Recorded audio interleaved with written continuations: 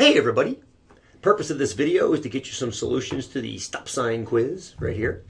I'm going to use Excel quite a bit just because I don't feel like counting. So I'm going to let Excel count for me. If you need any help with the TI, remember there are resource videos on the variability resource page that will show you how to do the weighted averages you need.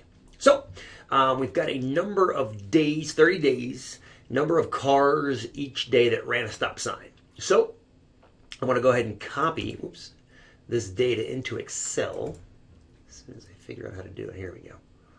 Copy. Okay, I got a little blank spreadsheet over here. I'm going to drop it in. There it is. I came out in one row, or one column, which is totally fine. Now, what's cool about this, once it's in Excel, and this will also work for any kind of data, you can sort it. You can run any of the functions Excel has. So I'm going to start by sorting it. Smallest to greatest. That'll help us count things, and later on we put them into groups. The first question, it asks us to find the mean, median, and mode of the data. So I'm going to do this here. Mean, median, mode. Okay, so this equals average of this row, column, I should say. Keep calling them rows. You got an average of about 6.3. Median, I'm going to type equals median of the same batch.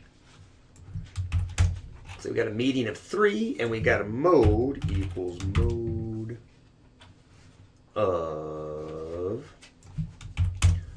0. So these are your answers to, let me slide them over a little bit.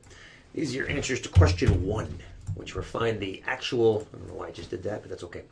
Find the actual means, medians, and modes of the raw data. All right, let's go back to that guy right there. Okay. 2, it says fill in the frequency distribution at left with the correct frequencies using the same data above. And this is where having that data in sorted form is going to help us. So I've got it broken down 0 to 4, 5 to 9, 10 to 14, and so forth and so on. So those are actually 5 wide. 0, 1, 2, 3, 4. 5, 6, 7, 8, 9. And like we talked about in class, we're going to pick the middle value of those. So I'm going to come over here, number 2. And we're going to come over here, we're going to go X and F, where X is that middle. Center these. So we're going to go 2, and then 5, 6, 7, 8, 9, then 12, 17, 22, 27, 32, and I think 32 was the top, if I remember correctly. Let me look back at the quiz again. Nope, 37. We got to go as high as 37, it looks like. So, 37 it is. All right.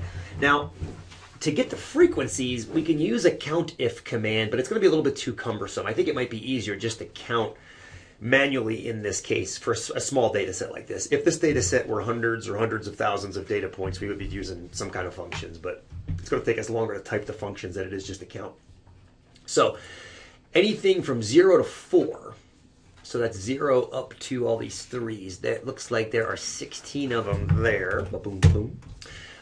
Anything from 5 up to 9, that's going to be these guys right here. Looks like there's 7 of those. Okay. Anything from 10 to 14, that's going to be these 3. Anything from 15 to 19, is that correct? I think I did that right. 15 to 19, yep. 15 to 19 is just that one. And then 20 to 24, we got these 2. And then there's only one left, that 36, and that one's actually going to fall up here, which means these have none in there. Let's just want to do a quick double check to make sure I got everything accounted for. The sum of that is 30, so we're golden. Yeah, there actually are 30 of them. Okay, so that's the frequency distribution in number 2. And then in number 3, I asked you to find the weighted mean of that particular data set grouped now.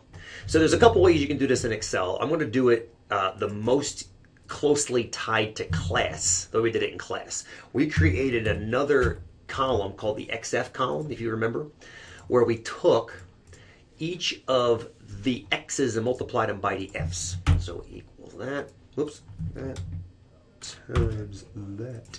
And what that tells us is we know that we are breaking down the entire range of 0 to 4 to 2. So we're calling that 2 cars. And there were 16 days we saw 2 cars, which meant over the course of those 16 days, we saw 32 total cars in the group of 0 to 4. If we drag this all the way down, all these numbers indicate the total number of cars that we saw running stop signs over the course of that month.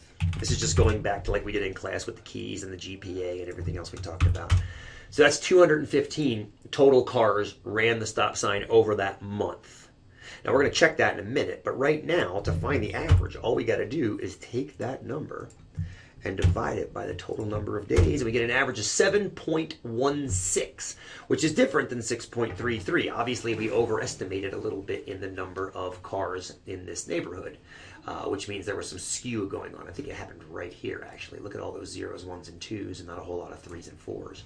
So we overestimated in the chart, but that's okay, because part 4 asked by what percent what percent greater is your estimate than the original raw mean? Well, that's fairly straightforward. All you got to do is divide your estimate by the original, and you get 1.13.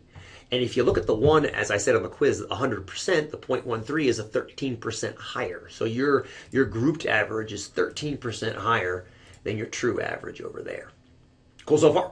Hopefully. All right.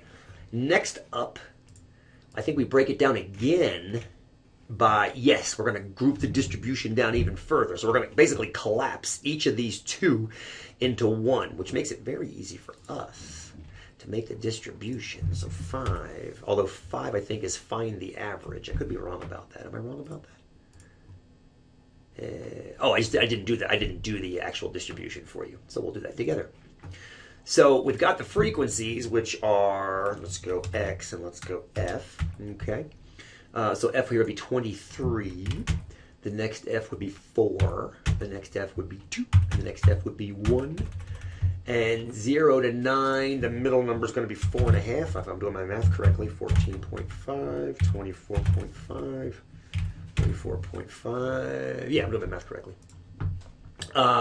So now I'm going to show you, you can totally do the next bit, which is find the average of this distribution, the exact same way. I'll also show you a cool little command here. If you like the way I did it up here, which was create the XF column and create the F column, that's totally fine.